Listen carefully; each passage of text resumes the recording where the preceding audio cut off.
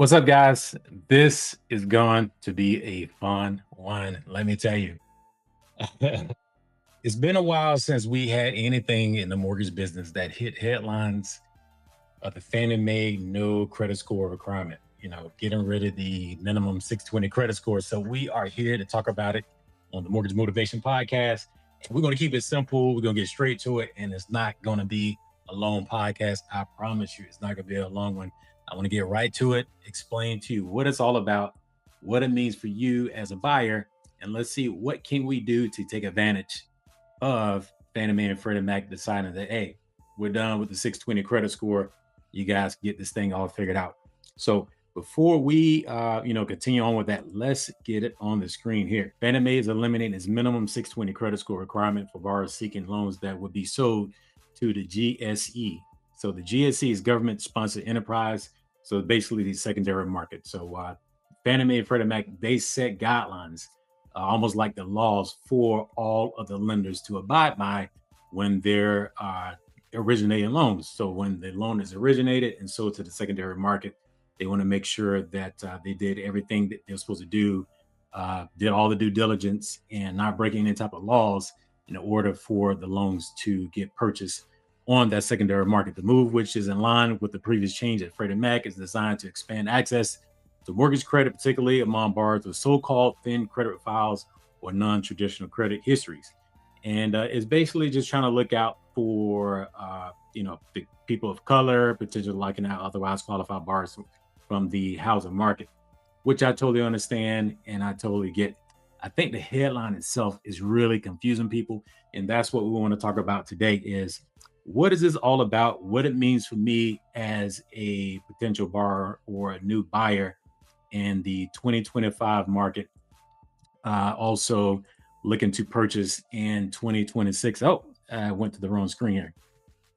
There we go. So the 2026 market. So what it means for you, nothing is really changing, guys. That's all it is to it. Nothing is really changing. So just so you know what happens, even though Fannie Mae, Freddie Mac, even VA have been doing this forever. It's always been a situation when they didn't have a minimum credit score requirement. What they're doing is leaving it to the lenders. So when you reach out to me as your broker or your loan officer at whatever bank you're deciding to reach out to, your Chase Bank, your Wells Fargo, they're going to have their own guidelines, their own minimum requirements. So it's not saying that they're not going to have any. Fannie Mae is basically saying that they're not going to set any minimum standards. It's not going to change a whole lot because it's still going to be up to the bank or the lender to let you know what you need in order to qualify. But how this could be really beneficial for you. It's not a bad thing. It's not a good thing. It's all depending on how you look at it. But I'm always going to put you in the driver's seat. So not allowing the government to just do everything for us. We want to have this thing set up where we're going to be in the driver's seat and we're going to control our mortgages at all times. So lenders have something called compensating factors. They always want to look and see what the risk factor is going to be with the loans that they're looking at. With anything, when you're looking to buy a car that has risk factors, when they're looking to lend you lending for a credit card, they have risk factors in mind. They don't want to go over a certain threshold. And so the same thing will apply here.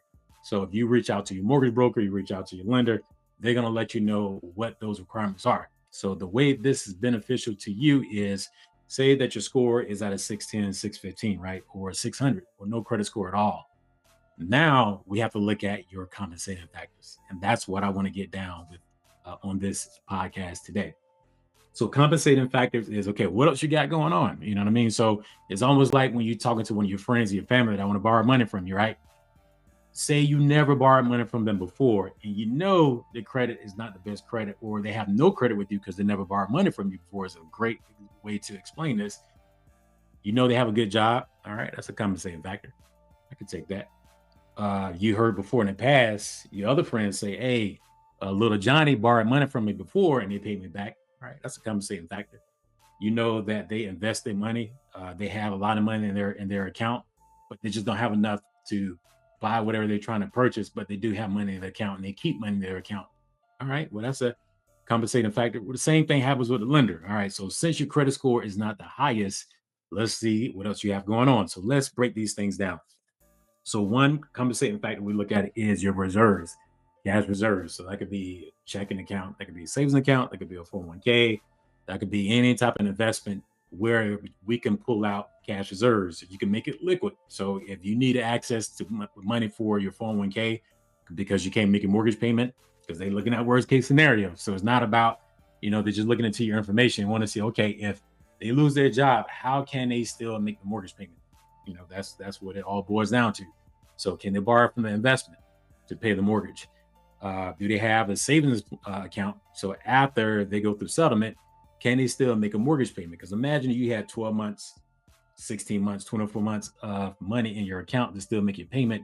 You're less of a risk. So that's reserves. The other thing is a down payment. All right. So instead of you putting down 3%, 3.5%, what if you put down 5%? What if you put down 7%? You're lowering your risk factor. The least amount you put down, the higher your risk factor is. The more you put down, the lower your risk factor is, because your loan amount is a lot less than what the house you're buying is worth, better known as your loan to value. So your loan amount compared to your value. So LTV, we say a lot, with acronyms that we use all the time. So LTV. So that's one. So how large of a down payment you're putting down on this house? And yeah, so the lender like, all right, well, since the credit score is not the highest, but they have reserves, they put it down 5%, 10%, 15%, they are less of a risk, right? Other thing would be is your employment. Are you a job hopper? Are you changing jobs? Yeah, every month, do you have 15 W-2s? They want to see how often are you working at the same job, how stable you are. How stable you are, the more we can kind of predict what you're doing, the risk factor goes down. So if you had the same job for 5 years, 6 years, 10 years, well, you very rarely see that anywhere these days. But if you've been there for a couple of years, you have more of a stable employment. Are you salaried? So we know for a fact, okay, if you say that you made $150,000 a year, we know for a fact that you will continue to make that because that's your salary. Okay, are you hourly? How many hours you work a week? So what can you do as a client to still make this mortgage payment? Like I said, that's what it boils down to. Another one would be is debt ratios. Something that we never discussed. I did a video strictly about debt ratios because no one ever talks about debt ratio. We get so caught up on the credit score, we never think about a debt ratio. So debt ratio is your debt compared to your income. So if you made $100,000 a year, but you have $50,000 worth of debt, that's 50%. So you divide those two together and you get 50%. So that's all you have to do is take your monthly income divided by all the liabilities that you pay on monthly. You put those two numbers together, it's going to give you a percentage.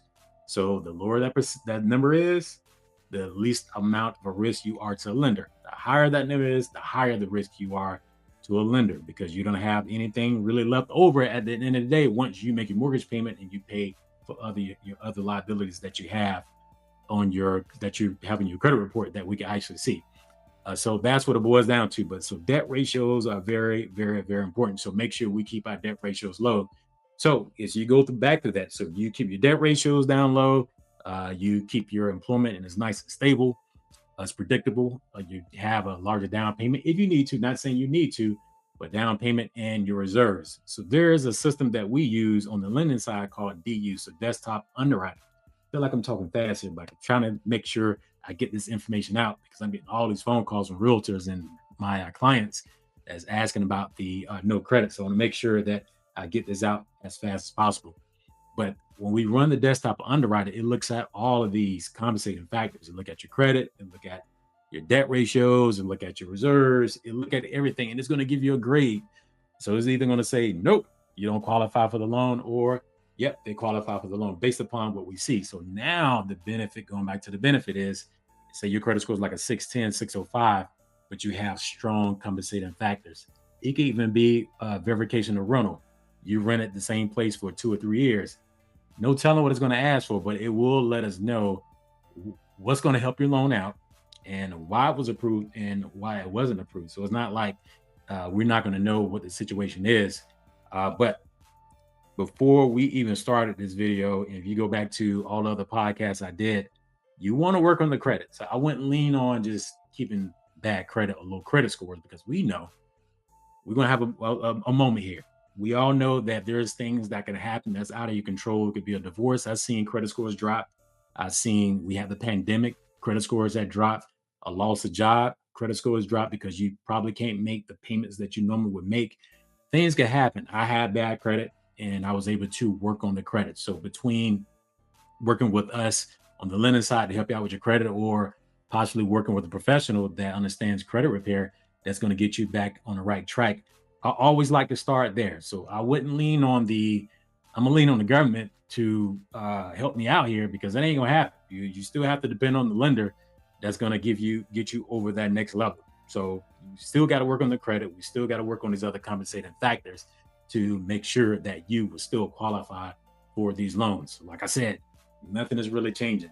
It's always up to the lender what they're going to do as far as their particular guidelines, because that's an investment for them. So they want to make sure that whoever they lend the money to, they're going to pay that money back. And a great way of doing that is why this is a good thing is, even though your credit scores may not be high, you still may qualify, but be prepared to show other compensating factors. And if you're not sure what those are, when you sit down with the loan officer, you speak to your broker, then we'll let you know, okay, hey, good, great compensating factors, great compensating factors, great compensating factors. Let's see what we could do.